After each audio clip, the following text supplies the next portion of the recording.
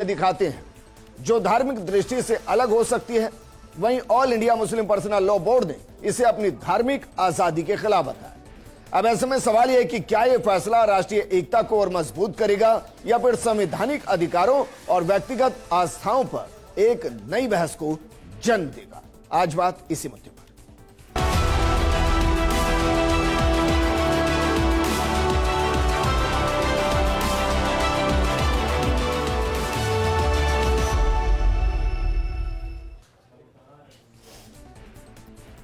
सच्चाई तो यह भी है, इस देश के अंदर अभी तक दो छंद जिनको गाने की परमिशन दी गई थी, जिसे राष्ट्रगीत कहा गया था, उसको भी गाने में परहेज होता था। लेकिन अब 5 के 5 छंदों को गाने की बात, 6 के 6 छंदों को गाने की बात हुई तो कहा गया कि कुछ छंद ऐसे हैं जिनको गाया नहीं जा सकता। गाया तो पहले भी नहीं जा सकता, इसका जमकर विरोध होता था। तो क्या अब इन छंदों के साथ गाना और मुश्किल हो गया है? और कहीं ऐसा तो नहीं कि इन छंदों को गाने से ज्यादा अच्छा कहा जाएगा कि भाई जो पहले वाले दो छंद थे वही सही, हम उन्हीं को गुनगुना लेंगे। इस पर बात करने के लिए हमारे साथ मौजूद हैं बीजेपी प्रवक्ता जयपाल सिंह जी, कांग्रेस विचारक उमेश गोटेवाला जी, साथ में हमारे साथ सामाजिक कार्यकर्ता अशोक पाठक जी हैं। शुरुआत करना चाहेंगे जयपाल जी आपके साथ। जरा बताइए, क्या वाकई में आपको लगता है कि 6 के 6 छंद गाना यह मुमकिन है और ये गाए जा सकते हैं सर्वधर्म के लोगों के जरिए? देखिए, वंदे मातरम एक गीत नहीं है, ये हमारे स्वतंत्रता आंदोलन की प्राणवायु था, एक मंत्र था जिससे अंग्रेज सरकार घबरा गई थी। तो मैं समझता हूँ आज ये बात करना अपने आप में बेईमानी होगी कि इसको पूरा गाना संभव नहीं है। इसके साथ में जिस प्रकार से इसकी मूल आत्मा को तोड़ा गया और भारत के विखंडन के बीज बोए गए। आप याद कीजिए उस 1937 के उस दौर को कि कुछ पॉलिटिकल अपीजमेंट की राजनीति के कारण इसकी मूल आत्मा को तोड़ा गया और विभाजन के बीज बोए गए।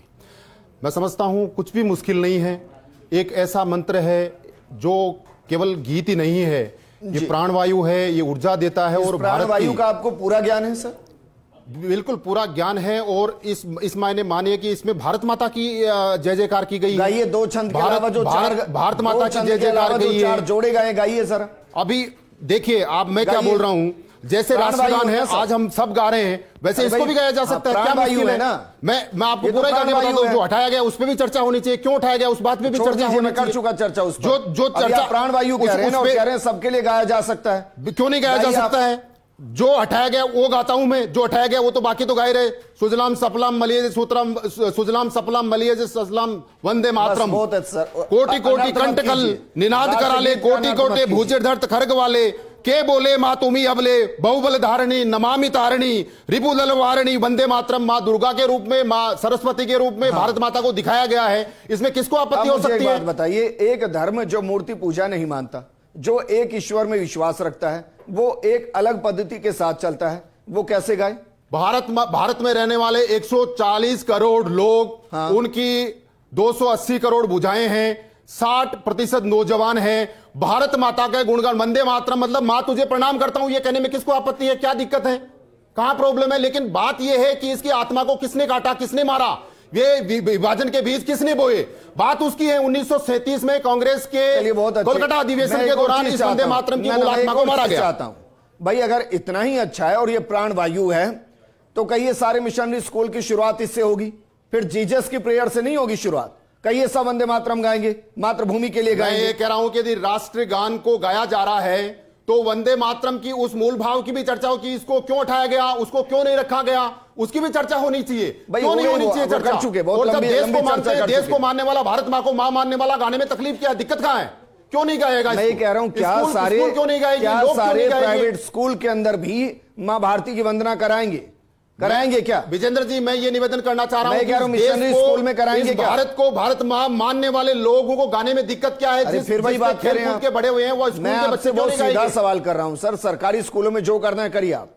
मैं कह रहा हूं जो प्राइवेट स्कूल भी हैं जिनमें ज्यादातर बच्चे पढ़ रहे हैं, कोई जीसस की प्रेयर गा रहा है, कोई कुछ कर रहा है, तो वहां भी कर दीजिए इसको ओपन। इस देश में वंदे मातरम गाएंगे। संविधान से ऊपर कुछ भी नहीं है। इस देश में रहने वाले हर व्यक्ति को, हर नागरिक को भारत के संविधान को मानना है। वो चाहे कोई स्कूल हो, चाहे मिशनरी स्कूल हो, चाहे दूसरे हो, भारत संविधान क्या कहता है? संविधान क्या कहता है? संविधान कहता है कि सबको अपना धर्म मानने, उसका प्रचार प्रसार करने तो की ये स्वतंत्रता क्या है? ये आप भी थोप नहीं ये भी सकते। राष्ट्र धर्म है। ये नहीं कहता। सब धर्मों से ऊपर राष्ट्र धर्म है, ये भी तो राष्ट्र धर्म है ना। ये इसको कहां लिखा मानने है? में किसको आपत्ति है? ये कहां लिखा है? जब कहां लिखा है? जब राष्ट्रगान माना है, राष्ट्रगान हम कर रहे हैं, तो राष्ट्रगीत गाने में क्या दिक्कत है? जब देश ने तय किया, देश की सरकार ने तय किया, तो सरकार के ऊपर कोई नहीं है ना। संविधान के अंदर राष्ट्रगीत को गाना कंपल्सरी नहीं किया गया। देश की सरकार नहीं जो है वो आपने किया है क्या? वो उसने यदि अशोक किया पाठक है जी, तो उससे ऊपर है क्या कोई अशोक दूसरा? पाठक जी देखिए, दो चीजें हैं, सबको गाना या जिसका मन करे उसको गाना, जो गा सके वो गाए। क्योंकि महत्वपूर्ण मेरी नजर में यह नहीं कि सब गाएं, महत्वपूर्ण यह है कि सब राष्ट्र भक्त हो, सब राष्ट्र के लिए काम करें। अब जो एक कहा गया है, क्योंकि मैंने सारे छंद आज से नहीं, मैं लंबे वक्त से पढ़ रहा हूं, और अगर कोई व्यक्ति उनको गाने में असहज महसूस करे, उनको लगता है कि भाई जो प्रैक्टिस हमारी सदियों से कराई जा रही है उसके अगेंस्ट ये जा रहा है, तो क्या उसको ये स्वतंत्रता होगी कि वो चाहे तो सिर्फ खड़ा हो जाए और ना गुनगुनाए तो भी चलेगा? राष्ट्रीय गीत, क्योंकि हमारा राष्ट्रगान तो जनगण मन अधिनायक है, और राष्ट्रीय गीत जो है इसको लेकर के जब आज़ादी के लिए संघर्ष चल रहा था तो हमारे क्रांतिकारियों के अंदर एक जोश भरने के लिए ये जो राष्ट्रीय गीत है उनके अंदर जोश और जज्बा पैदा करने के लिए पाठक जी, मैं इतिहास के पन्नों को नहीं खंगाल रहा हूं कि आनंद पट से इसको उठाया गया, आनंद पट में इसको लिखा गया, उसके बाद बाकायदा सारे छंद गाए गए, फिर अचानक से लगा कि नहीं ये देश की आजादी को कमजोर करेगा, फिर इसको लेकर कमेटी बैठी, उसमें सुभाष चंद्र बोस थे, नेहरू जी थे, मौलाना अब्दुल कलाम थे, और भी थे उस वक्त के बुद्धिजीवी, जिनमें शायद बंकिम रविंद्रनाथ टैगोर भी थे। मैं नहीं जा रहा, उसके बाद ही 4 छंदों को हटाया गया था और 2 को स्वीकार किया गया था। ये हो गया इतिहास। अब मैं वर्तमान की बात करता हूं। 4 छंदों को वापस गाने की बात हो रही है। क्या सब गुनगुना सकते हैं बिना ये सोचे कि उनके धर्म की जो प्रैक्टिस सदियों से चल रही है उसके खिलाफ होगा? संभव है? धर्म की प्रैक्टिस के यदि विरुद्ध है तो उनके लिए तो इस बात को कह करके कि ये हमारे धर्म के खिलाफ है, हम हिंदुओं के साथ नहीं रह सकते, हमारी पूजा पद्धति अलग है, हमारा खान पीन अलग है, हमारा रहन सहन अलग है, ऐसा कहने वालों ने अपनी आबादी के अनुसार जनसंख्या ले ली और अलग से मुल्क ले लिया। अब उसकी तो कोई विषय है ही नहीं। अब जो वंदे मातरम में आस्था रखता है, भारतीय रीति नीति, यहाँ के रीति रिवाज, यहाँ के संस्कार में आस्था नहीं सर, भारतीय संस्कार, देश में आस्था, हाँ देश में आस्था जो रखे, भक्ति में आस्था, जिनको केवल इस्लाम में आस्था रखनी थी, जिनको इस्लाम फर्स्ट था वो गए। अरे सर, तो पाकिस्तान में थोड़ी अब जिनको नेशन फर्स्ट है, जिनके लिए नेशन फर्स्ट है, हाँ, वो भारत के अंदर है, ये माना जाता है। बिल्कुल अच्छी क्योंकि पटेल जी ने पूछा था रात ही रात में आपका हृदय परिवर्तन कैसे हो गया? अरे सर, अब कितने साल हो गए? अब तो जब वो बयान दिया गया था उसकी भी 4 पीढ़ियां आगे बढ़ गई। हाँ, तो मेरा ये मानना है, उनको ये भी नहीं पता कि पार्टीशन में हुआ क्या है। मेरा ये मानना है राष्ट्रीय गीत के लिए, वंदे मातरम के लिए किसी भी भारतीय को, वो किसी भी धर्म को मानने वाला हो, विरोध नहीं होना चाहिए। ये हमारी प्राणवायु है, ये एक देशभक्ति की पहचान है। तो आप ये मांग उठाएंगे कि जितने भी प्राइवेट स्कूल हैं, जितने भी मिशनरी स्कूल हैं, उन सब के अंदर सुबह की शुरुआत वंदे मातरम से होनी चाहिए। होनी चाहिए नहीं सर, मैं भी सेलेक्टिव पर्सपेक्टिव नहीं। वहां तो यीशु की प्रार्थना हो रही है, वो गलत है। यीशु की प्रार्थना वो भी गलत है, क्योंकि किसी भी धर्म को मानने वाला हो, ए मालिक तेरे बंदे हम, तू ही राम है, तू रहीम है, तू करीम कृष्ण खुदा हुआ, हम ये पढ़ रहे हैं और फिर आप इसको कंपलसरी कर रहे हैं। ये आवश्यक है, क्योंकि ये कुछ हमारे भारत के सिंबॉलिक हैं, तो यदि इनके लिए प्रत्येक भारतीय के मन में भाव नहीं पैदा होगा। नमाज अदा कर सकते हैं आप? नमाज अदा कर सकते हैं हर दिन सुबह? नमाज जो करना है उनके लिए कोई रोक नहीं कर सकते हैं। नहीं, हम क्यों करेंगे? क्यों नहीं करेंगे? मेरे पूर्वजों ने नहीं की। मेरे पूर्वजों पर जब जवाब डाला गया था नमाज के लिए, उनके पूर्वजों ने भी वो नहीं किया जिसको करने की बात कर रहे हैं। मौलाना नाजिम अशरफी जी हमारे साथ हैं, मुस्लिम स्कॉलर हैं। मौलाना साहब, बहुत सीधा सवाल है। अब ऐसा तो नहीं लग रहा है कि भाई पहले के 2 छंद ही ज्यादा अच्छे थे, यहां तो और प्रेशर आ गया है?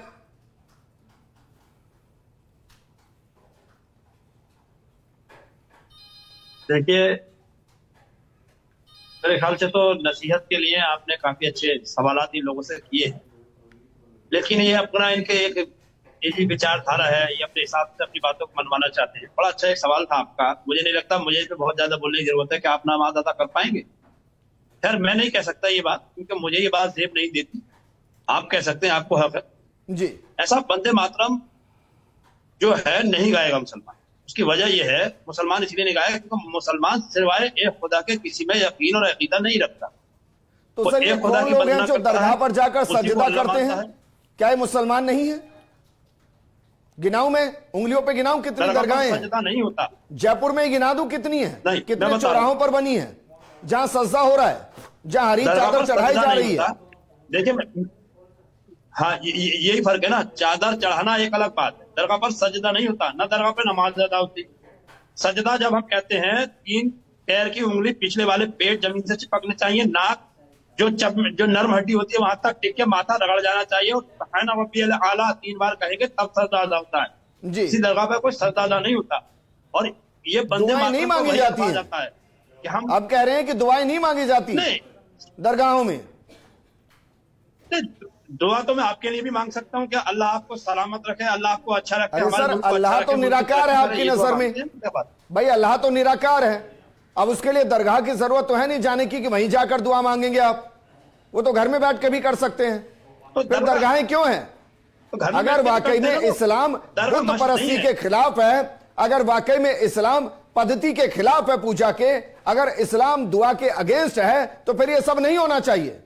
और अगर ये सब है और सजदा हो सकता है, तो जिस मातृभूमि पर मत्था टेक कर आप सजदा करते हैं, उस मातृभूमि की वंदना में समस्या क्या है सर?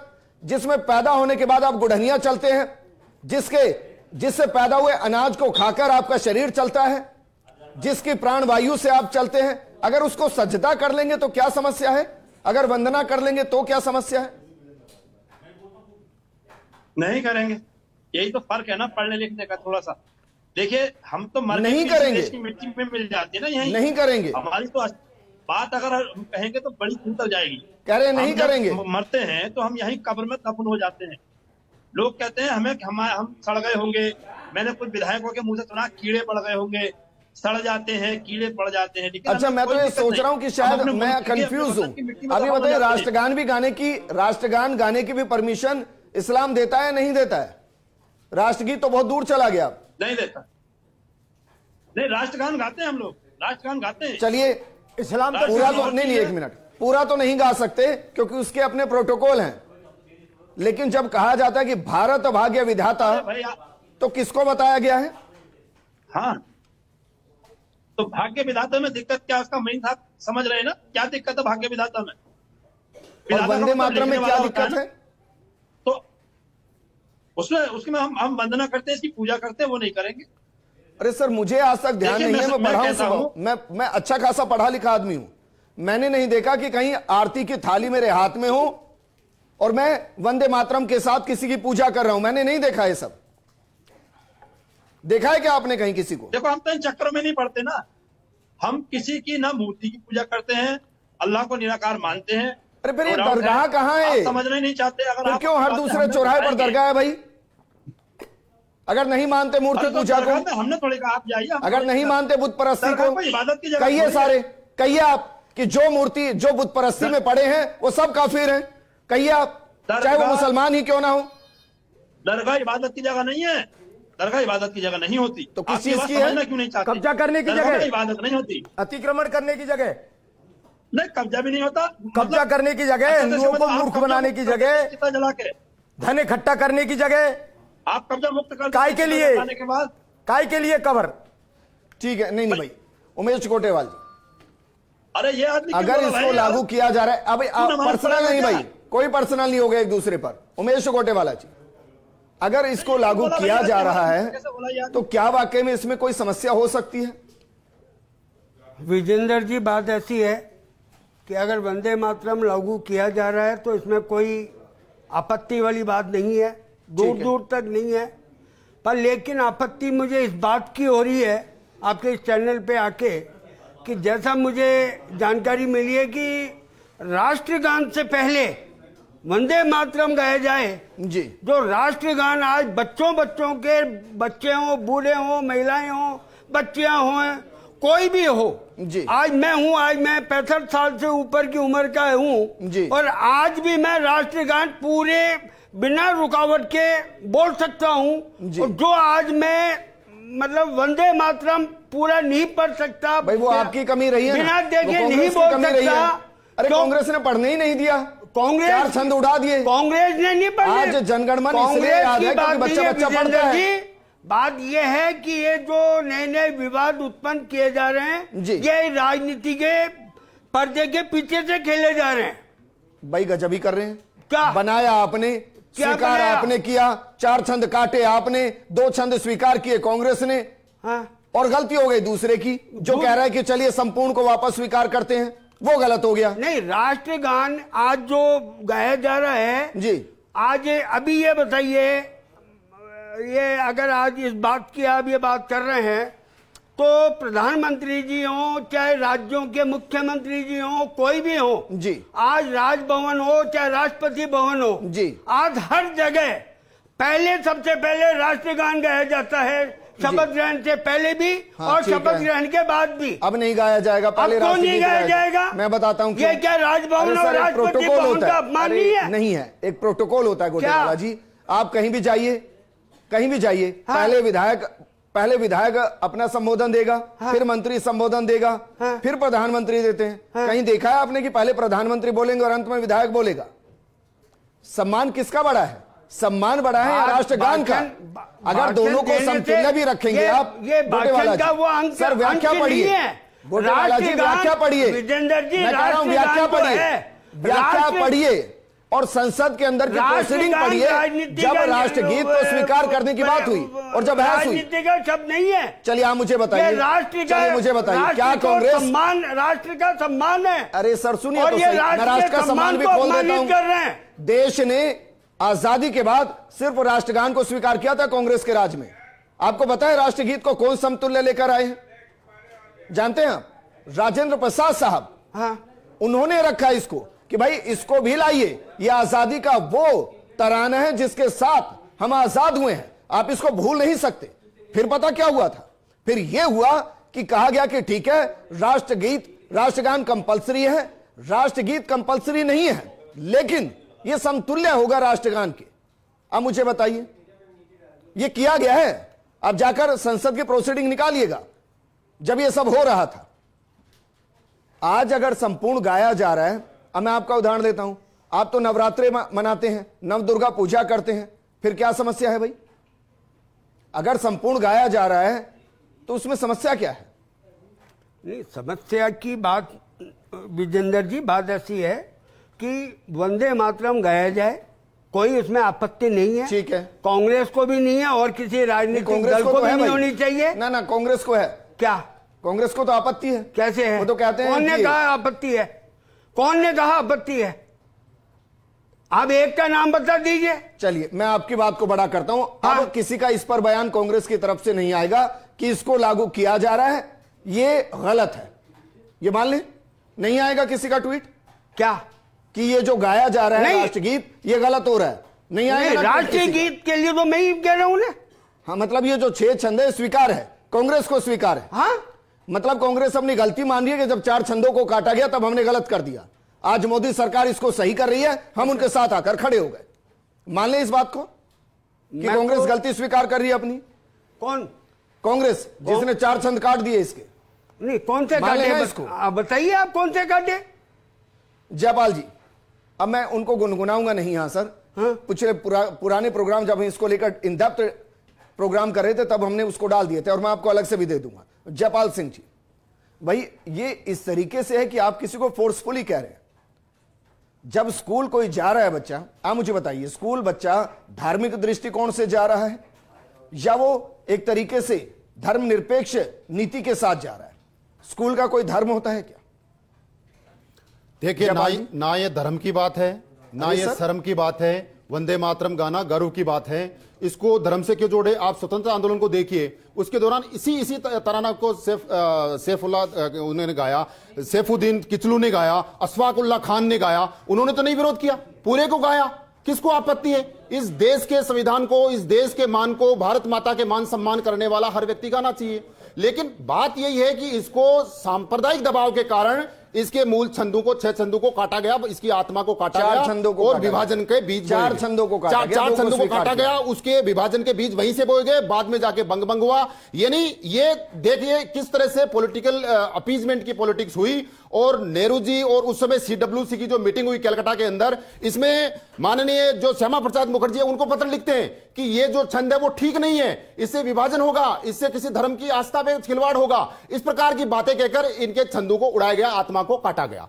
आज जब भारत मानता है 140 करोड़ लोगों का देश है, इसको गाने में किसी धर्म पे किसी की धर्म की आस्था पे कोई सवाल और प्रश्न नहीं उठता है। क्यों नहीं उठता है? 140 करोड़ अफजाउल्लाह खान ने गाया ना, मैं कह रहा हूं अफजाउल्लाह खान ने गाया, यही तराना गा के भारत की आजादी के लिए आजादी की लड़ाई लड़ी, कहां दिक्कत हुई उनको?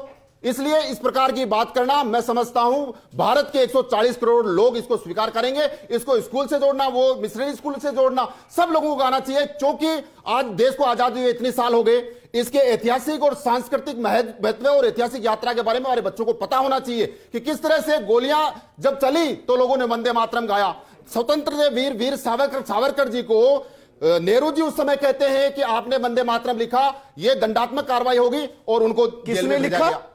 जेल में भेजा। जब इन्होंने वंदे मातरम गाया वीर सावरकर जी ने, तो उस समय नेहरू जी ने कहा कि यह ठीक नहीं है, यह भारत के ठीक नहीं है, यह भारत के अनुरूप नहीं है, इसलिए उनको जेल में भेजा गया। ये कौन से साल की बात कर रहे हैं? ये 1937 में, 1937 में। इसके गाने लगा गजब कर रहे हैं आप। इसको स्वीकार कब किया गया है? मैं ये कह रहा हूं कि जब उन्होंने गाया था उसका विरोध किया। मैं ये कह रहा हूं वीर सावरकर जी ने इसको गाया तो उन्होंने कहा कि ये ठीक नहीं है, जयपाल सिंह जी, वंदे मातरम। जयपाल सिंह जी, 1937 में तो आप लोग जानते हैं कि कांग्रेस के अधिवेशन में इसको स्वीकार किया गया था, जानते हैं आप इसको? मैं ये पहली बार कांग्रेस के अधिवेशन में इसको गाया गया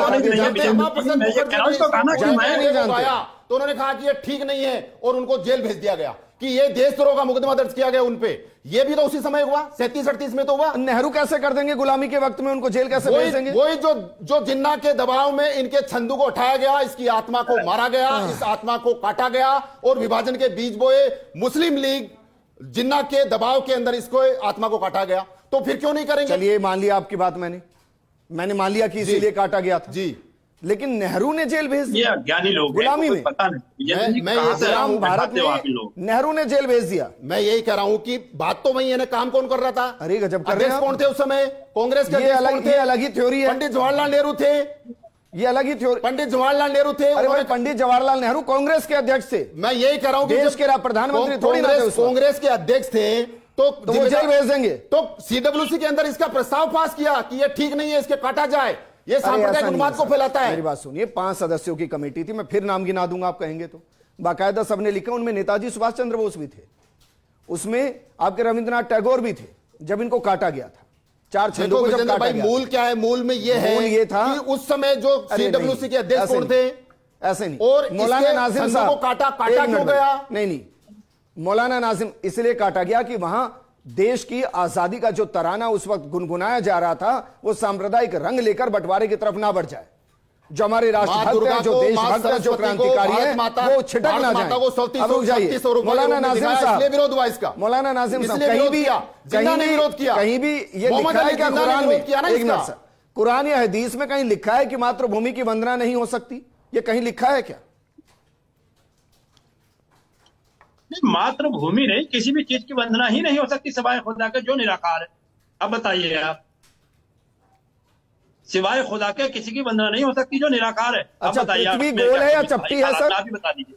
पृथ्वी गोल, एक मिनट सर, बीच में पहली बात मैं ये पृथ्वी गोल है या चपटी है सर? निराकार है, उसके अलावा सिवाय वाहदहु ला शरीक के नाजिम किसी और साहब, जात की वंदना नहीं हो सकती। नाजिम साहब, किसी और कोई पूजा के लायक नाजिम नहीं है। साहब, पृथ्वी दूसरी गोल बात, है या ये गाना चपटी क्यों है? वंदे मातरम का कौन सा देश का अरे बना सर, हुआ पृथ्वी है? गोल है या चपटी है? ये गाना क्यों है जबरदस्ती? ये भारतीय जनता पार्टी के अशरफी साहब, कराना चाहते हैं। अशरफी साहब सुन पा रहे हैं? बच्चों को शिक्षा स्वास्थ्य नहीं देना। अशरफी साहब सुन पा रहे हैं क्या? एक मिनट भाई, अशरफी साहब सुन पा रहे हैं? मैं कह रहा हूं पृथ्वी गोल है या चपटी है? पृथ्वी गोल मैंने सुना है, देखी नहीं है। क्या पृथ्वी गोल है, मैंने सुना है, देखी नहीं है। इसको अल्पज्ञान कहते हैं सर। एक मिनट मौलाना जी, एक मिनट सर, इसको अल्पज्ञान कहते हैं सर। अब मैं ये नहीं कर सकता कि मैं आपकी नहीं, मैंने देखी नहीं है ना।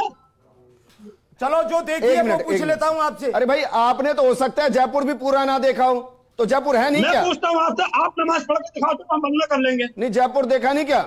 मैं पूछता हूँ, आप नमाज पढ़िए। और मैं माफी के जबरदस्ती साथ कह हमारे रहा हूं मजहब में सर, क्यों ठोकना नाजिम चाहते हो? साहब माफी ये के साथ कह रहा हूं मैं, अगर आपने पृथ्वी गोल नहीं देखी और आप ये कह रहे हैं पृथ्वी गोल नहीं, तो आपने अल्लाह को भी नहीं देखा है, तो कह दीजिए अल्लाह भी नहीं है।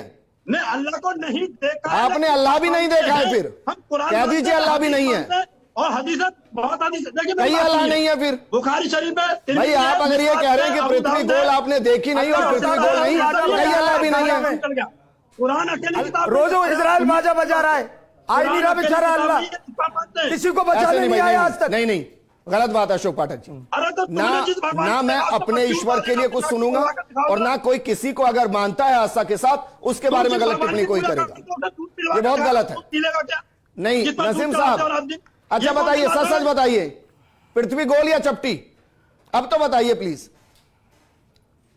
अरे तो साइंटिफिकल सवाल है ना, इसे मैं कैसे कहूंगा भाई? अरे सर, साइंस मानती है गोल है, और आप मैं तो नहीं मानते हैं? मानता। आप क्या मैं मानते तो हैं? पृथ्वी को मानता हूँ। आप क्या मानते हैं?